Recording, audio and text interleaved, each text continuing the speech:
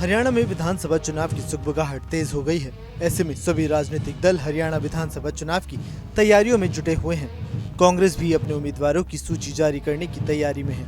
हरियाणा चुनावी रण में मुख्य पार्टियां कांग्रेस और बीजेपी ही नजर आ रही हैं और दोनों ही दल अपने अपने गणित को साधने में जुटे हुए हैं। माना जा रहा है कि हरियाणा विधानसभा चुनाव में कांग्रेस की छवि पहले से ज्यादा बेहतर मानी जा रही है। उसकी वजह है लोकसभा चुनाव।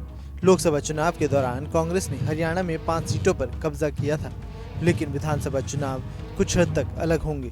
कांग्रेस को बढ़त के लिए लोकसभा चुनाव में समाजवादी पार्टी का सहारा लेना पड़ा, तो ऐसे में अब समाजवादी पार्टी भी हरियाणा में कांग्रेस से अपनी हिस्सेदारी मांग रही है। जी हां, यूपी में 10 विधानसभा सीटों पर भी उसके बाद उपचुनाव होने हैं। कांग्रेस यहां होने वाले उपचुनावों में सपा के साथ मिलकर चुनाव लड़ना चाह रही है, जबकि सपा चाहती है कि उसे भी कुछ सीटें हरियाणा में मिले। बस इसी पर सीटों के बंटवारे की बात अपने अंजाम तक नहीं पहुंच पा रही।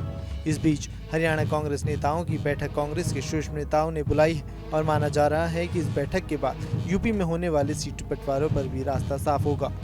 सूत्रों के मुताबिक यूपी में कांग्रेस और सपा नेताओं के साथ सीट बंटवारे पर बातचीत शुरू हो चुकी है, लेकिन कोई रास्ता नहीं निकल पाया। वजह है कांग्रेस अभी ये साफ नहीं कर पाई है कि सपा को हरियाणा और महाराष्ट्र में कितनी सीटें देनी है। सपा दोनों जगहों पर 5-5 सीटें चाहती है, जबकि बीते दिनों हरियाणा कांग्रेस के नेताओं ने सपा को टिकट देने की बात पर साफ इनकार कर दिया था। वहां के नेताओं ने सार्वजनिक तौर पर कहा था कि हमसे हमारे नेतृत्व ने सभी सीटों पर तैयारी करने के लिए कहा है। सीट बंटवारे पर कोई बात नहीं हुई है, लेकिन अब जबकि यूपी में सीटों का बंटवारा फंसता दिख रहा है, तो हरियाणा कांग्रेस के नेताओं की अहम बैठक जारी है।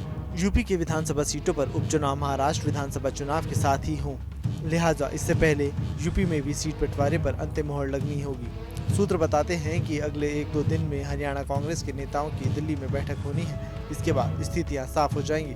सपा और कांग्रेस के बीच सीटों के बंटवारे में असल दिक्कत पार्टियों के बीच प्रदर्शन को आधार बनाने के बाद हो रहा है। लोकसभा चुनाव में भी साल 2014 को आधार बनाकर बातचीत करने की कोशिश हुई थी, जिसके बाद बात बिगड़ने लगी थी। सूत्र बताते हैं कि इस बार भी साल 2012 के बाद के चुनावों को लेकर बातचीत हो रही है। 2012 में सपा पूर्ण बहुमत के साथ सत्ता में आई थी, जबकि साल 2017 के चुनावों में उसे काफी नुकसान हुआ था। हालांकि 2022 में सपा ने अपना प्रदर्शन बेहतर किया। वहीं कांग्रेस की बात करें तो साल 2012 में उसके पास 28 विधायक थे, जबकि साल 2017 में 7 और 2022 में 2। सीटों के मोल तोल में असल दिक्कत यही महसूस की जा रही है। लेकिन यूपी से पहले ज्यादा जरूरी है हरियाणा विधानसभा चुनाव। हरियाणा विधानसभा चुनाव में कांग्रेस कोई कसर नहीं छोड़ना चाहती। तो वहीं अब अगर प्रदेश में समाजवादी पार्टी की एंट्री होती है, तो इसका सीधा असर चुनावी मैदान में देखने को मिलेगा। Bureau report, news nation. News nation अब व्हाट्सएप पर खबरों के ताजा अपडेट के लिए न्यूज नेशन के इस QR कोड को स्कैन करें।